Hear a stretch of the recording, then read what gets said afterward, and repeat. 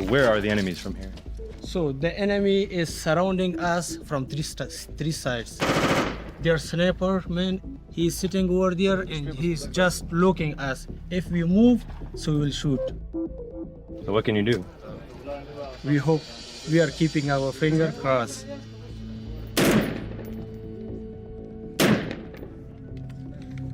The men here are tired, undersupplied, and low on food.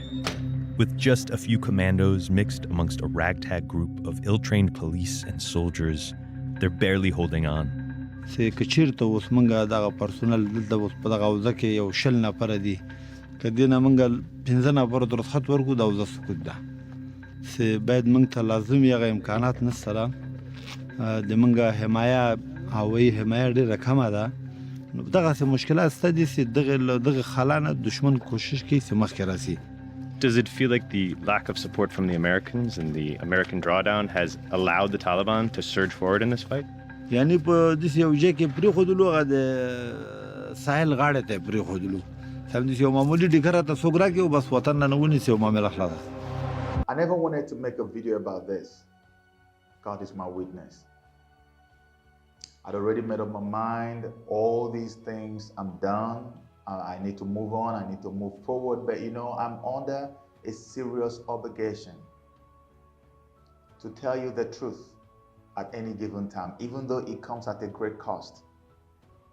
But I cannot stop. A lot of people have reached out to me, Brother Joseph, what are you saying? Why can't you just say something, even if it's just one video about what's going on in Afghanistan? Because it appears as if when we don't tell the truth about what is going on, the mainstream media will never tell you the truth. I remember last year when we were fighting for Trump and doing all those things, I realized suddenly that every time I made a video, my video became a source of enlightenment to people who have been seeking the truth, because the mainstream media lied to them all along, and they still do till today, as they are lying now about what happened in Afghanistan. And I'm going to prove to you that they have been lying to you about Afghanistan. I don't believe that Afghanistan just happened. I don't believe it just happened. Nothing happens for nothing.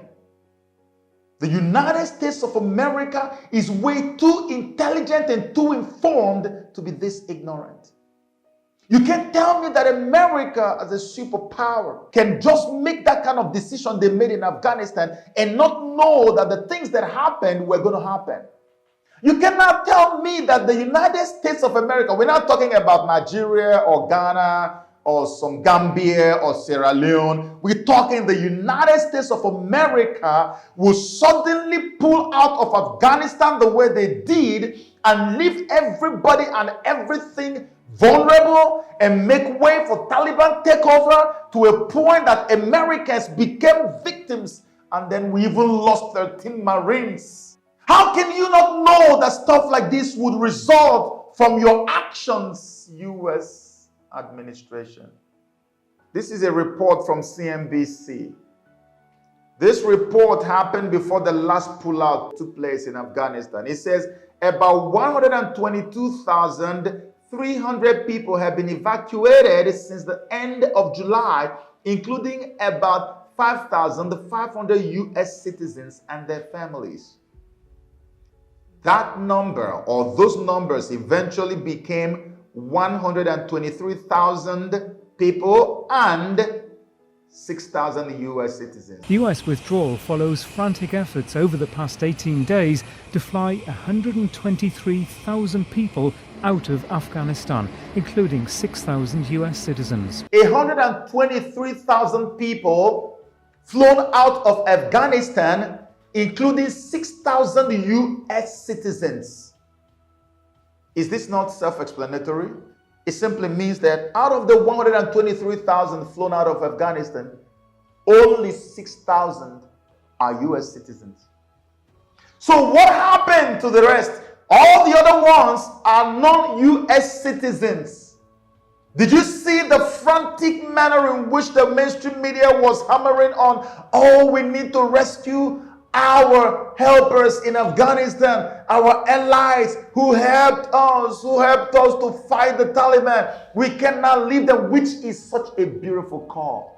I mean, any person of conscience knows that if these guys have staked everything to help Americans, they should be helped as well to get back the United States of America when there is chaos. But then, have you noticed what is going on? You notice that only 6,000 of 123,000 are American citizens. Who vetted all the other ones? Who screened all the other ones? How is anybody sure that ISIS elements are not part of this 120-something thousand that went to the United States of America in American airplanes?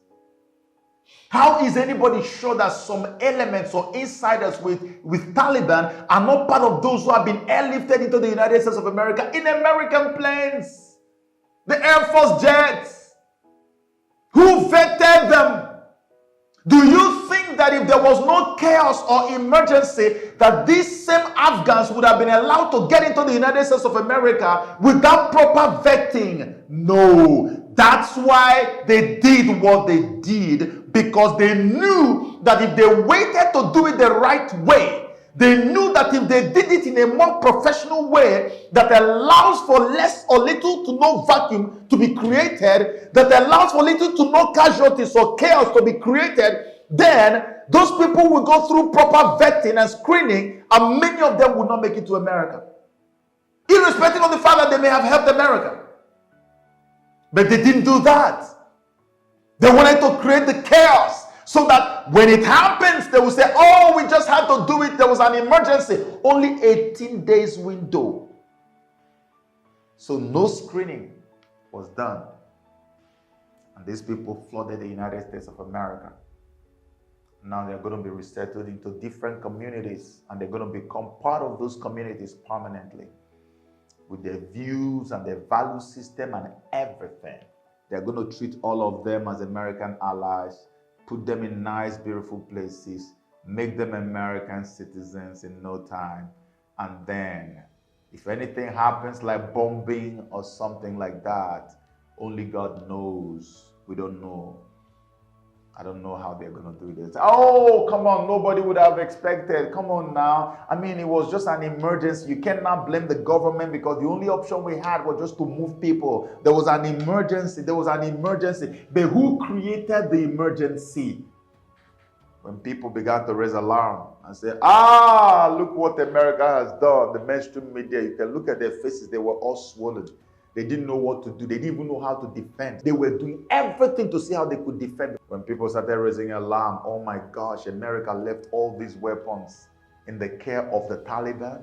The same people that you went to bomb down to stone ages 20 years ago, you are now leaving your weapons, high-tech military weapons, in their care. What? The videos began to surface. I want you to watch this very mediocre, useless video from Al Jazeera that was meant to, dispel what they call the rumor that America left active weapons for Taliban. We're on the military side of the airport. This is where the Americans vacated from last night. You can still see their planes, equipment, helicopters here. The Taliban brought us here, and last night their mood was one of joy, celebration. They were shooting in the sky. There were fireworks. They were very happy that the Americans had left. The mood here today is quite different. They are disappointed. They are angry. They say they feel betrayed because all of this equipment is broken beyond repair. They say that they expected the Americans to leave helicopters like this in one piece for their use. When I said to them, why do you think that the Americans would have left everything operational for you? They said, because we believe it is a national asset and we are the government now, and this could have come to great use for us. So they are very disappointed that a lot of this equipment cannot be used any longer. Over to my left is where the commercial side of the airport is. Zabihullah Mujahid, who's a spokesman for the Taliban, said that they hope to have this area operational in the coming days, which would allow people who want to fly out on commercial flights to do so with visas. So while the evacuation efforts have finished because foreign forces have all left, the Taliban say that they are going to stand by their word, which is to allow people to fly out commercially when they get everything operational. We understand that Turkey and Qatar are assisting that with them. I can tell you that I saw dozens of people arrive even to our own hotel with equipment and personnel ready to support the airport getting back on its feet, engineers, that type of thing, to try and get these planes running again. But here on the military side, nothing will be operational anytime in the future. The Taliban disappointed, as this is what the Americans have left behind. That's mainstream media 101. This is how that's why I keep saying this, really. When I hear that the devil is the father of lies, it makes sense. But when I say that the devil lies more than anyone else, I don't think he lies better than the media that he has trained. How could anybody make a video like this and show you? By the way, when this video showed up, at the same time that this video was showing up, I was looking at a post by BBC on Facebook that says a total of 73 aircraft and nearly 100 vehicles were abandoned by American troops. But the US military said they were rendered impossible to use. When you look at this mediocre video of lies that Al Jazeera has put out there to be able to help Joe Biden's PR image, well, I don't think you can see up to 73 aircrafts in that background. I don't think they are giving you impression, and this is not some news media, this is BBC. But even at that, the BBC is lying to their teeth.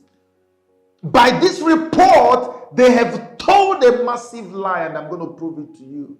There's one video you need to look at first, and then I will take you to the next one to give you the actual figures, the number, the amount, the sheer scale of what America left in the hands of the Taliban. On August 13th, the fighting finished. The Afghans have lost.